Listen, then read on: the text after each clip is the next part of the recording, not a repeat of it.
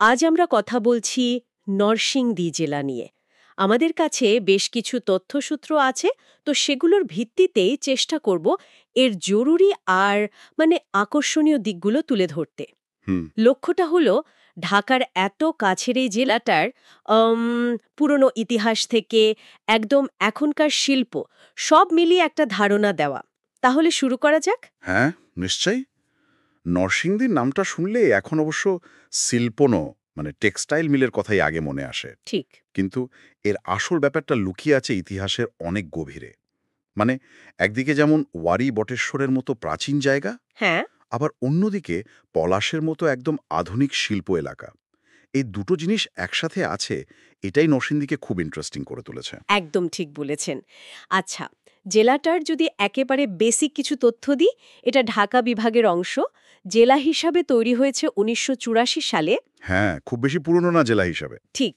আয়তন ধরুন প্রায় ১,১৪০ বর্গ কিলোমিটার, আর জনসংখ্যা সেটা এখন ২৩ লক্ষেরও বেশি। অনেক মানুষ। হ্যাঁ, এর মধ্যে উপজেলা আছে ৬টা: নরসিংদী সদর, বেলাবো, মনোহরদী, শিবপুর, রায়পুরা আর পলাশ। আচ্ছা, ইতিহাসের দিকে যদি দেখি, এই এলাকাটা কিন্তু একসময় প্রাচীন বাংলায় দুটো খুব গুরুত্বপূর্ণ জনপদ ছিল। কোনটা কোনটা? একটা হলো মেঘনার পূর্ব দিকে সমতট, আর কিছুটা বিক্রমপুরের অংশও ছিল। ও আচ্ছা। আর নামটা নিয়ে একটা ধারণা করা হয় যে এই হিন্দু দেবতা বিষ্ণুর চতুর্থ অবতার, মরসিংহ, হ্যাঁ, হ্যাঁ। ওনার নাম থেকে এসেছে। যদিও জেলা হিসাবে বয়স কম, এই ১৯৮৪ সালে ঢাকা থেকে আলাদা হলো, কিন্তু খুব তাড়াতাড়ি এটা একটা শিল্প এলাকা হিসেবে পরিচিতি পেয়ে গেছে।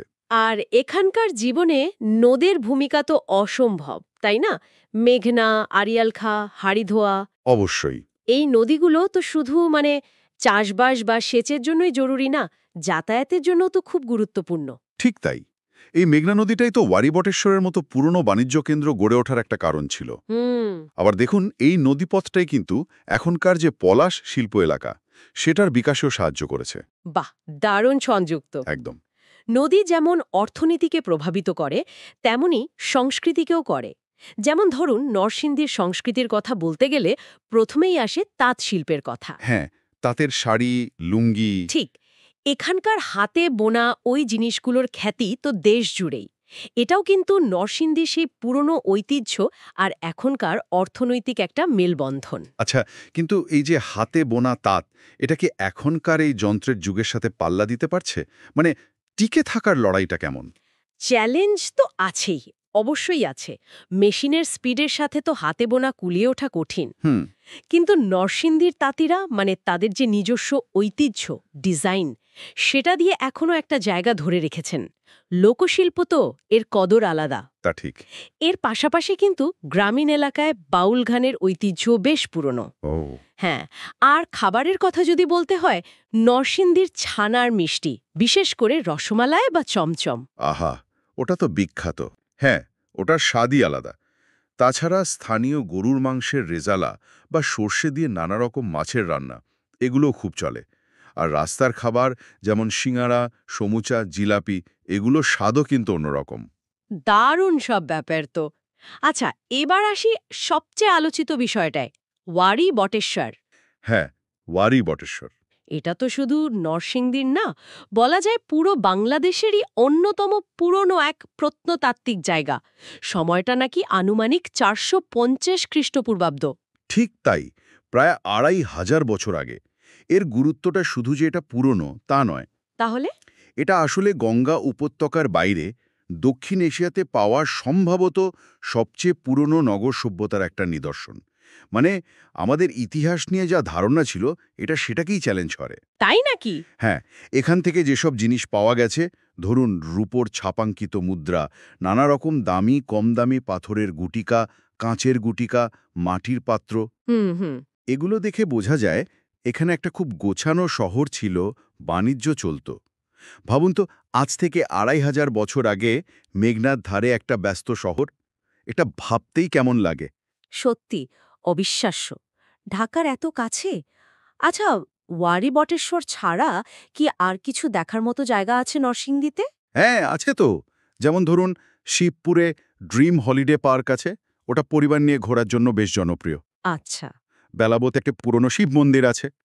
রায়পুরাতে মেঘনা নদীর ধারে সুন্দর পিকনিক করার মতো জায়গা হয়েছে। ও আর যদি কেউ আধুনিক শিল্প দেখতে চান, তাহলে পলাশ ইউরিয়া ফার্টিলাইজার ফ্যাক্টরির এলাকাটাও অনেকে যায়। এটা যেন ইতিহাসের ঠিক উল্টো দিকের একটা ছবি। মানে প্রাচীন আর আধুনিক দুটোই আছে। একদম। ঢাকা থেকে নরসিংদী যাওয়াটা কি খুব কঠিন? না না, একেবারেই না। দূরত্ব তো খুব কম, 51 কিলোমিটার মতো। মহাখালী বা সায়দাবাদ থেকে বাসে গেলে ধরুন ঘণ্টা দেড়েকের বেশি লাগে না। আচ্ছা। আর ট্রেনেও যাওয়া যায়। কমলাপুর থেকে ট্রেন ছাড়ে, তাতেও মোটামুটি একই সময় লাগে। খুব সহজ। এই জেলার তো অনেক গুণী মানুষও আছেন, তাই না? হ্যাঁ, অবশ্যই। যেমন ধরুন ডক্টর শামসুজ্জামান খান, উনি তো প্রখ্যাত ফোকলোরবিদ ছিলেন, বাংলা একাডেমির মহাপরিচালকও ছিলেন। হ্যাঁ, ওনার নাম শুনেছি। উনি ওনার গবেষণা দিয়ে নরসিংদীর যে প্রায় হারিয়ে যাওয়া লোকগান, লোককথা, এই বিশাল ভাণ্ডারকে সবার সামনে এনেছেন। আমাদের ঐতিহ্যের শিকড়টাকে চিনতে সাহায্য করেছেন। দারুণ অবদান। হুম। তাহলে সব মিলিয়ে যা বোঝা গেল, নরসিংদী আসলেই একটা অন্যরকম জায়গা, যেখানে একদিকে ওয়ারি বটেশ্বরের মতো প্রাচীন সভ্যতার ছাপ, হুম। তেমনি আধুনিক শিল্পের বিকাশ, তাঁতের ঐতিহ্য, নদী, রসগোল্লার মতো খাবার, লোক সংস্কৃতি, সব মিলিয়ে এর একটা নিজস্ব চরিত্র। হ্যাঁ, আর সবচেয়ে বেশি যেটা ভাবায়, তাহলে এই বৈপরীত্যটা কিভাবে একসাথে আছে। মানে ওয়ারি বটেশ্বরের মতো হাজার বছরের পুরনো একটা প্রত্ননগরীর পাশেই বিশাল আধুনিক সার কারখানা। ঠিক। এটা একদিকে যেমন এই অঞ্চলের দীর্ঘযাত্রার প্রমাণ দেয়, তেমনি ভবিষ্যতের জন্য কিছু প্রশ্নও রেখে যায় কিন্তু। ঠিক। আর সেই সূত্র ধরেই শেষ প্রশ্নটা না হয় আমাদের শ্রোতাদের জন্য রেখে যাই, হ্যাঁ, নিশ্চয়ই। যে একটা এলাকায় ওয়ারি বটেশ্বরের মতো অমূল্য প্রত্নতাত্ত্বিক নিদর্শন সংরক্ষণ করা, আবার পলাশ ইউরিয়া ফার্টিলাইজার ফ্যাক্টরির মতো বিশাল আধুনিক শিল্পের মাধ্যমে অর্থনৈতিক অগ্রগতির চেষ্টা করা, এই দুটো জিনিসের মধ্যে ভারসাম্য রাখাটা আসলে কতটা চ্যালেঞ্জিং। ইতিহাস আর উন্নয়ন কি সবসময় একসাথে চলতে পারে? এটা নিয়ে ভাবা যেতে পারে।